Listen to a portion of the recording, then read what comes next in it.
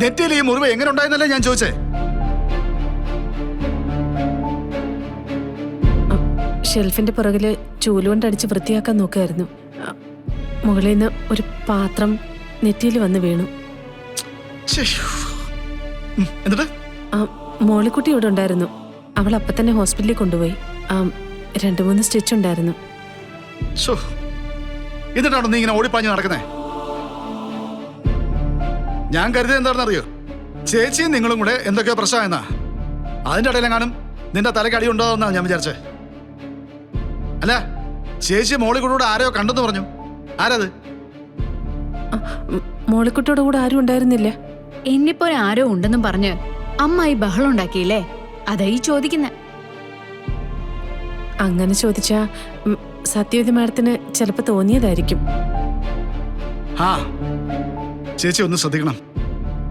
ഇതോ കാര്യമായ പ്രശ്നമുണ്ട്. അതുകൊണ്ട് ഇല്ലാത്ത കാര്യങ്ങളൊക്കെ കണ്ടെന്നൊക്കെ തോന്നുന്നേ. കുറച്ച് ദിവസം നോക്കിയിട്ട് ഭേദമില്ലെങ്കിൽ നമുക്ക് ഏതെങ്കിലും ഒരു നല്ല ഡോക്ടറെ അടുത്തേക്ക് കൊണ്ടുപോവാ.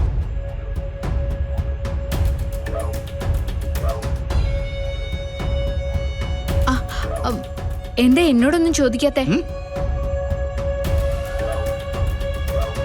പോകുമ്പോ എന്നോടൊരു കാര്യം പറഞ്ഞിട്ടുണ്ടായിരുന്നില്ലേ? ഓ, അത് ഞാനങ്ങ് മറന്നു. എന്തായി? അമ്മ മോളോട് സംസാരിച്ചോ? അനൂപേ നല്ല പയ്യനാ. വിവാഹത്തിന് എനിക്ക് സമ്മതം.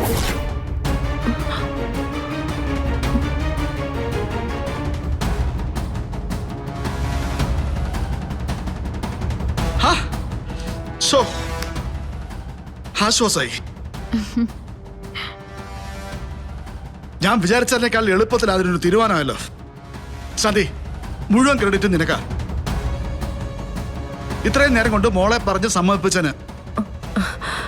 അതെ, അരവിന്ദന്റെ കുടുംബം നല്ലതാ. മോൾ അവിടെ സുരക്ഷിതയായിരിക്കും, എനിക്ക് ഉറപ്പാ. മോളെ, ഈ വിവാഹം ഈ നാട്ടിൽ ഇന്നേ വരെ നടക്കാത്ത ഒന്നായിരിക്കും. അങ്ങനെ നടത്തു വച്ചൻ.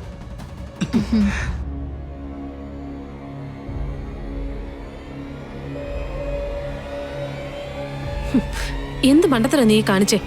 എന്തിനാ അത് സമ്മതിച്ചത്? ഗാഥ ശ്രീനിവാസ് ഒരു കാര്യം പറഞ്ഞിട്ടുണ്ടെങ്കിലേ അതിന് വ്യക്തമായൊരു ഉദ്ദേശം ഉണ്ടായിരിക്കും. കൃഷ്ണമോളെ ചതിക്കാനാണോ? ആണെങ്കിലെന്താ? എന്റെ അമ്മയുടെ ജീവിതം നിങ്ങൾ ഇല്ലാതാക്കി. എന്റെ ജീവിതം ഇല്ലാതാക്കാൻ നിങ്ങളുടെ മോളെ ഞാൻ സമ്മതിക്കില്ല.